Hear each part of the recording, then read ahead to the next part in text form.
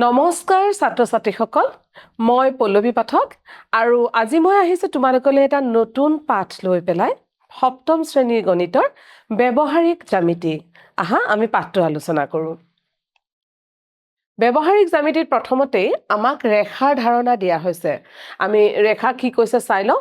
ৰেখা হৈছে এটা সৰল পথ যাৰ কোনো শেষ বিন্দু নাই তোমালোকে এই চিত্ৰটো দেখা পাইছা ৰেখাডালক আঁকি থোৱা হৈছে আৰু ইয়াৰ দুয়োমূৰে দুডাল কাৰ চিনৰ নিচিনাকৈ দিয়া হৈছে অৰ্থাৎ ইয়াত কোনো শেষ নাই আৰু এয়া একেবাৰে অসীমলৈ গৈ থাকিব পাৰে এইটোৱে হ'ল ৰেখা নহয় জানো আগবাঢ়িছো আমি পিছলৈ এডাল ৰেখাৰ সমান্তৰাল হোৱাকৈ ৰেখাডালৰ ওপৰত নথকা যিকোনো এটা বিন্দুৰে যোৱা সৰল ৰেখাডাল অংকন কৰিব লাগে আমাক ইয়াত নিৰ্দেশনা দিয়া হৈছে এতিয়া আমি কি ধৰণে কৰিব লাগে আমি কিছুমান ষ্টেপ ফলো কৰিব লাগিব আমি নিৰ্দেশনাবোৰ ফলো কৰি পেলাই কৰি যাওঁ আহা প্ৰথমতে দিয়া আছে ধৰা হ'ল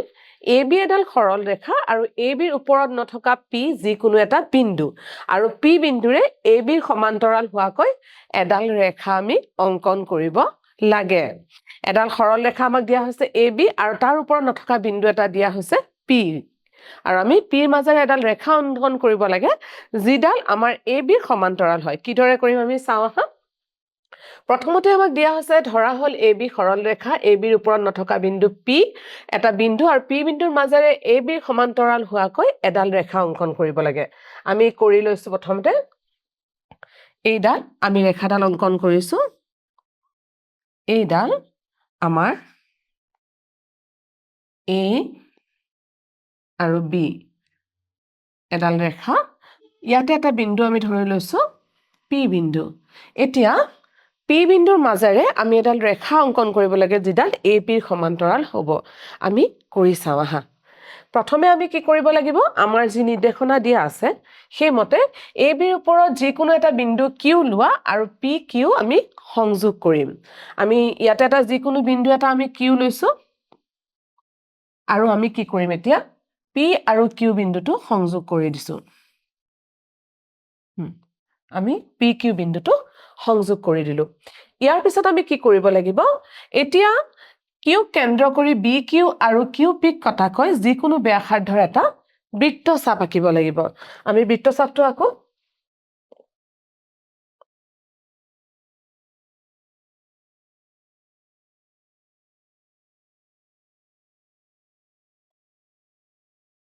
বৃত্তচাপটো আঁকিবলৈ আমি প্ৰথমতে Q কেন্দ্ৰ কৰি লওঁ আৰু যিকোনো এটা আমি ব্যাসাৰ্ধ লৈ পেলাই এই Q বিন্দুটোক আমি কেন্দ্ৰ কৰি লৈছো আৰু যিকোনো বিন্দু এটা ব্যাসাৰ্ধ এটা লৈ পেলাই আমি এটা বৃত্তচাপ আঁকি দিছো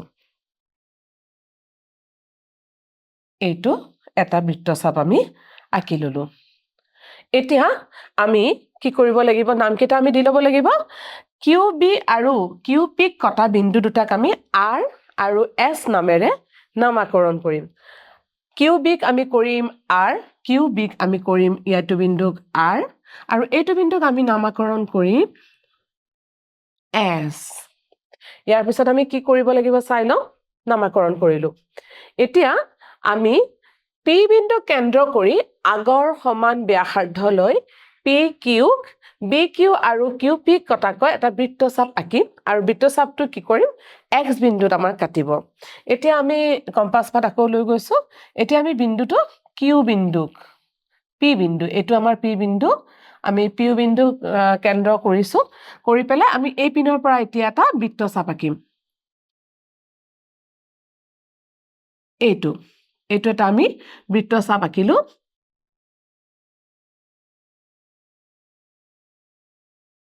আৰু এই বিন্দুটো আমাৰ কোট এতিয়া কাটিব X বিন্দু এইটো হল আমাৰ X বিন্দু এই বিন্দুটোক আমি X বিন্দু বুলি কম X বিন্দুত কটাকটি কৰিলে নহয় জানো তাৰ পিছত কি কৰিব লাগিব আমি চাই লৈছো X বিন্দু কেন্দ্ৰ কৰি RS ব্যাসাৰ্ধ এটা লৈ বৃত্তচাপ এটা আঁকা হল আৰু এই বৃত্তচাপে আগৰ বৃত্তচাপটোক Y বিন্দুত কাটিব এতিয়া আমি আকৌ কম্পাসডাল ইয়ালৈ লৈ আহিম আমাৰ যেটো R আৰু S বিন্দু আছে আমাৰ এটো R আৰু S বিন্দুটো আমি লিছো R আৰু S বিন্দুৰ সমানকৈ আমি কি কৰিছো অকমান তোমালোকে এইটো মিলাই সমান কৰি ল'বা আমি R আৰু S বিন্দু এই বিন্দু দুটাৰ সমান হোৱাকে আমি কি কৰিম আৰু এটা বৃত্তচাপ আঁকিব লাগিব আৰু আমি ক'ত আঁকিব লাগিব এইটো X বিন্দুৰ পৰা আঁকিব লাগিব X এই X বিন্দুটো কেন্দ্ৰ কৰি লৈ পেলাই আমি এতিয়া এই বৃত্তচাপটো আঁকি দিম চাবা এই ধৰণে আমি আঁকিম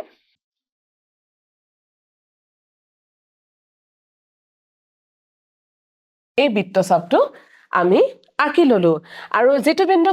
আমাৰ কাটাকাটি কৰিছে এই বিন্দুটোক আমি কি বুলি কম y বিন্দু নাম দিছো অৰ্থাৎ এই বিন্দুটো আমাৰ কি হ'ব y বিন্দু নহয় জানো এতিয়া কি কৈছে ইনষ্ট্ৰাকচনটো চাই লও py সংযোগ কৰি cd সৰল ৰেখাডাল অকা হল আৰু এই cd সৰল ৰেখাডালে হল p বিন্দুৰ মাজেৰে যোৱা ab ৰেখাৰ সমান্তৰাল সৰল ৰেখা তাৰ মানে এতিয়া আমাৰ চিত্ৰটোলৈ যদি যাও আমাৰ y আৰু p সংযোগ কৰি আমি এডাল সৰল ৰেখা আঁকিব লাগিব এই y বিন্দুৰ পৰা p বিন্দুলৈ সংযোগ কৰি আমি এডাল সৰল ৰেখা মই অকমান সৰল ৰেখাডাল বঢ়াই দিছো আঁকিলো আৰু তোমালোকে এতিয়া মন কৰা এই সৰল ৰেখাডালৰ আমি নাম দিব লাগিব আমি সৰল ৰেখাডালৰ নাম দিছো C আৰু D C আৰু D এতিয়া চিত্ৰটোলে মন কৰা এই CD ৰেখাডালে হল AB ৰ সমান্তৰালকৈ অকা AB বিন্দুত নথকা P বিন্দুৰ মাজেৰে যোৱা ৰেখা এতিয়া কথাটো হল যে আমি যে ৰেখাডাল আঁকিলো আমি সমান্তৰাল হল বুলিনো কেনেকৈ জানিম মনত ৰাখিবা দুডাল সমান্তৰাল ৰেখা AB আৰু CD যেতিয়া PQ ছেদকে কাটিছে ইয়াৰ একান্তৰ অন্তকোণবোৰ সমান হয় ইয়াতে একান্তৰ অন্তকোণ কোনটো হ'ব ইয়াতে আমাৰ একান্তৰ অন্তকোণ হ'ব এই কোণটো আৰু এই কোণটো যদি একান্তৰ অন্তকোণকেইটা আমি দেখিয়ে গম পাইছো যে সমান হৈছে নহয় জানো অৰ্থাৎ আমি যেটো বিচাৰিছিলো সেইটো আমি ইয়াতে পাই গলো এতিয়া আমাৰ যেতিয়া তোমালোকে ঘৰত প্ৰেক্টিস কৰিবা তেতিয়া শেষত তোমালোকে এই ধৰণৰ চিত্ৰ এটা আঁকিবলৈ পাৰিবা আৰু এনেকুৱা ধৰণৰ চিত্ৰ এটা পাবা গতিকে মই আশা কৰিম তোমালোকে এইটো আকৌ এবাৰ ঘৰত সুন্দৰকৈ মই বুজোৱা ধৰণে প্ৰেক্টিস কৰিবা একেবাৰে সহজ তোমালোকে পাৰিবাই নহয় জানো ঠিক আছে বাৰু আমি আগবাঢ়িছো পিছৰটোলে এতিয়া আমাৰ অনুশীলনী 10.1 ত আমি আহিছো ইয়াতে আমি প্ৰথম প্ৰশ্নটো কি দিয়া আছে চোৱা এডাল যিকোনো ৰেখা M আঁকা আৰু M ৰ ওপৰত নথকা যিকোনো এটা বিন্দু A লোৱা এতিয়া M ৰ সমান্তৰাল হোৱাকৈ A ৰ মাজেৰে যোৱাকৈ এডাল ৰেখা আঁকা আমি অকমান আগতে যি ধৰণে কৰিছিলো সেই ধৰণে হ'ব আমি চাওঁ আহা এতিয়া প্ৰথমে আমি কি কৰিব লাগিব আমি এডাল ৰেখা আঁকিলো M এই ৰেখাডালক আমি কি বুলি নামাকৰণ কৰিম M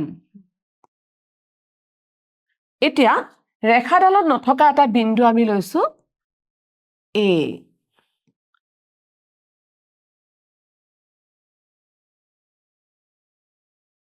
এতিয়া ৰেখাডালত নথকা এটা বিন্দু আমি A লৈছো এটো বিন্দুক আমি A বুলি নামকৰণ কৰিছো এতিয়া আমি কি কৰিব লাগিব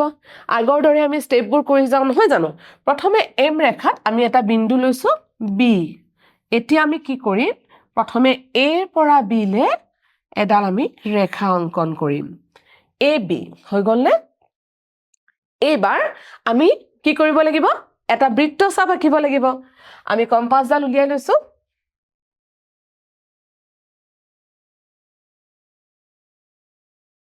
কম্পাসডালৰ সহায়ত আমি এটা বৃত্তচাপ আঁকিম এতিয়া আমি কম্পাসডাল লৈ গৈছো আৰু আমি কাক কৰিম B বিন্দু কেন্দ্ৰ কৰিম এয়া তোমালোকৰ সকলোৰে নিশ্চয় কম্পাস আছে গতিকে কম্পাসডালৰ সহায়ত তোমালোকে B বিন্দু কেন্দ্ৰ কৰি এটা বৃত্তচাপ আঁকিব লাগিব আমি প্ৰথমতে আঁকি লৈছো এইটো বৃত্তচাপ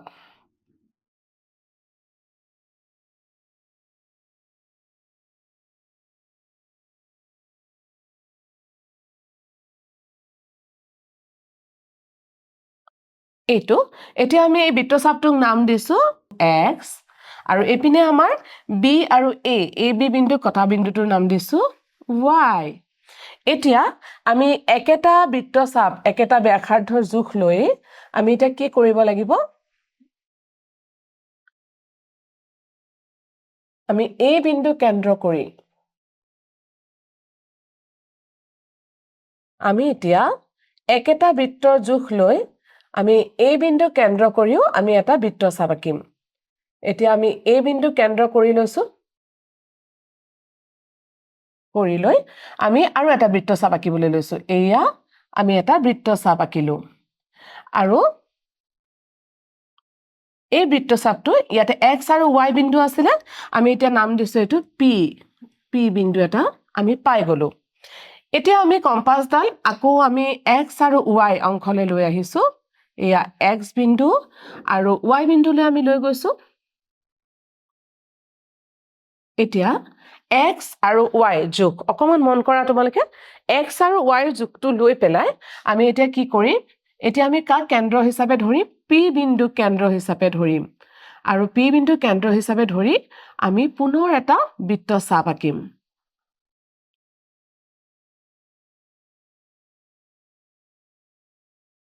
আমি পুনৰ এটা বৃত্ত চাপ আঁকিবলৈ লৈছো এইটো এতিয়া আমি আৰু এটা বৃত্ত চাপ আঁকিলো আৰু এতিয়া আমি যেটো বিন্দু পালো সেই বিন্দুটোক আমি এতিয়া কিউ বিন্দুৰে নামাকৰণ কৰিলো এই বিন্দুটো কিউ বিন্দুৰে নামাকৰণ কৰিলো এতিয়া আমি কি কৰিম আমি নতুনকৈ পোৱা কিউ বিন্দু আৰু এই বিন্দু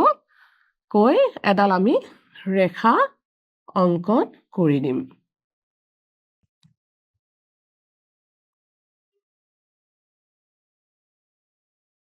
প্ৰিয় ছাত্ৰ-ছাত্ৰীসকল তোমালোকে দেখিলানে এতিয়া আমি নতুনকৈ যেডাল ৰেখা পালো সেই ৰেখাডালক আমি n বুলি নামাকৰণ কৰিব পাৰো n অৰ্থাৎ m বিন্দুৰ নথকা এটা বিন্দু হল a আৰু a মাজেৰে এডাল আমি ৰেখা অংকন কৰিছো n আৰু এই ৰেখাডাল আমাৰ কি হৈছে m ৰেখাডালৰ সমান্তৰাল হৈছে আগৰ দৰে আমি প্ৰমাণো কৰিব পাৰো নহয় জানো যে এই কোণটো আৰু এই কোণটো একান্তৰ অন্তঃকোণ আৰু দুয়োটা কোণ সমান আশা কৰো তোমালোকে বুজি পাইছা তোমালোকে ঘৰত এবাৰ প্ৰেক্টিস কৰিবা মই সদায়ে কৈ থাকো মোৰ ক্লাস বিলাকত নহয় জানো পুনৰ এবাৰ প্ৰেক্টিস কৰিবা তোমালোকৰ কাৰণে একেবাৰে সহজ হৈ যাব ঠিক আছে বাৰু আমি আগবাঢ়িছো আজি আমি যিখিনি শিকিলো তাৰ পৰা তোমালোকলৈ দুটা প্ৰশ্ন আছে প্ৰথমটো হ'ল দুডাল সৰল ৰেখা AB আৰু CD আৰু দুইডালক PQ ৰেখাই ছেট কৰিছে ৰেখা দুডাল সমান্তৰাল হোৱাৰ শৰ্তটো লিখা ইয়াতে মোৰ দুটা অপচন দিয়া আছে ইয়াৰ একান্তৰ অন্তঃকোণ দুটা সমান হ'ব আৰু ৰেখা দুডাল সমান দৈৰ্ঘ্যৰ হ'ব তোমালোকে ক'ব পাৰিবানে শুদ্ধ উত্তৰটো কোনটো হয় মনত ৰাখিবা দুডাল ৰেখা সমান দৈৰ্ঘ্যৰ হলে সমান্তৰাল নহবও পাৰে সমান্তৰাল কেতিয়া হ'ব যেতিয়া ইয়াৰ একান্তৰ অন্তঃকোণ কেইটা সমান হ'ব নহয় জানো ঠিক আছে বাৰু তেনেহলে আমি অপচন এ অৰ্থাৎ প্ৰথম ক অপচনটো কি হ'ব শুদ্ধ হ'ব দ্বিতীয় প্ৰশ্নটোলৈ গৈছো দ্বিতীয় প্ৰশ্নটো আছে AB ৰেখাৰ ওপৰত নথকা এটা বিন্দু P আৰু এই P বিন্দুৰ মাজেৰে আমি কেইডাল সমান্তৰাল ৰেখা পাব পাৰিম AB ৰ সমান্তৰাল হোৱাকৈ AB ত নথকা এটা P বিন্দুৰ মাজেৰে আমি কেইডাল পাৰিম এডাল পাৰিম নে অসংখ্য পাৰিম তোমালোকে অকমান মন কৰি কোৱাচোন নিশ্চয় আমি এডালেই পাৰিম নহয় জানো ঠিকে আছে বাৰু প্ৰিয় ছাত্ৰ-ছাত্ৰীসকল ব্যৱহাৰিক জ্যামিতি পাঠটোত আজি আমি ইমানেই শিকিলো আশা কৰো তোমালোকে বুজি পাইছা আৰু ঘৰত যেতিয়া অংকবোৰ কৰিবা তেতিয়া কি হৈ যায় উজু হৈ যাব নহয় জানো ঠিক আছে বাৰু আজিলৈ আমি ইয়াতে সামৰিছো নমস্কাৰ